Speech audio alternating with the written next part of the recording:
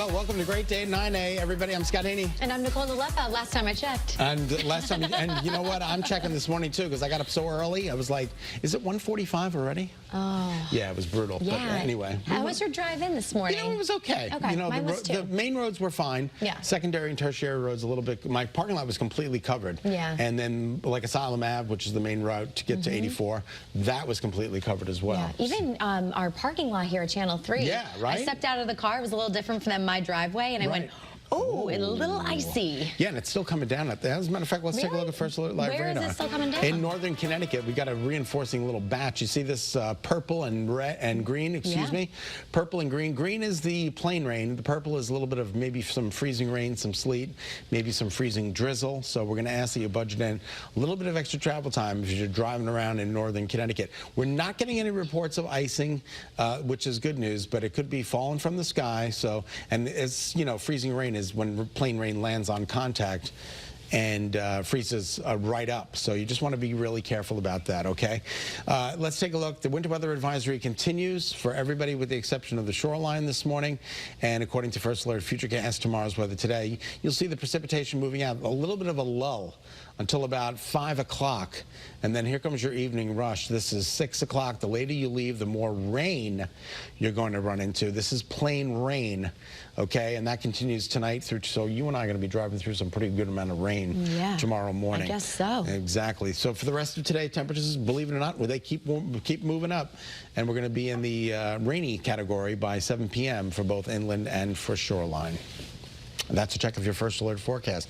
All right, our other top story, Bridgeport Mayor Joe Ganim has declared victory in the second mayoral primary. Yeah, he celebrated a little bit and gave a little speech to supporters last night just before 10 p.m. Now, Ganim's first primary win from September was tossed out by a judge when evidence surfaced of his campaign stuffing absentee ballot drop boxes. Now, this was the third time that Ganim and candidate John Gomes faced off in the past 5 months.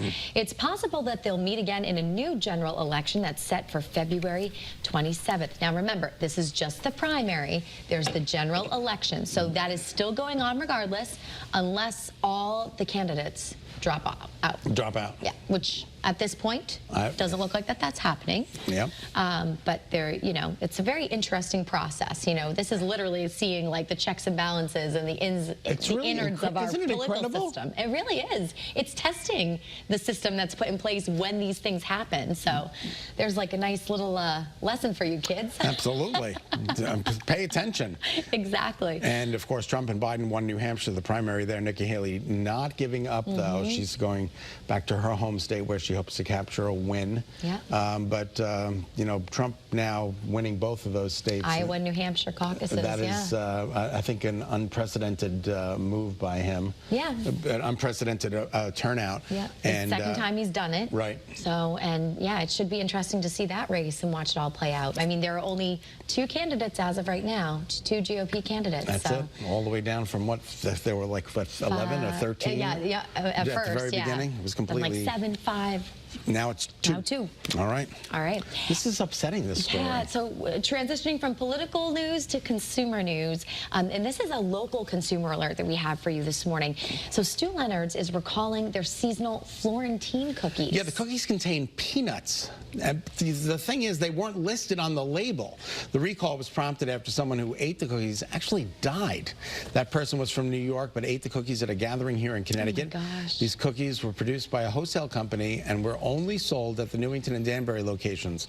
All of the cookies have been pulled from store shelves, but you should throw them out if you have any. And we have more information about the cookie recall on the Channel 3 app, including a statement from the State Department of Consumer Protection. You know, so often we have these recalls, but, you know, it's not very often that someone actually dies from something. So it's just, your heart goes out to the family. Yeah, my heart does go out to them.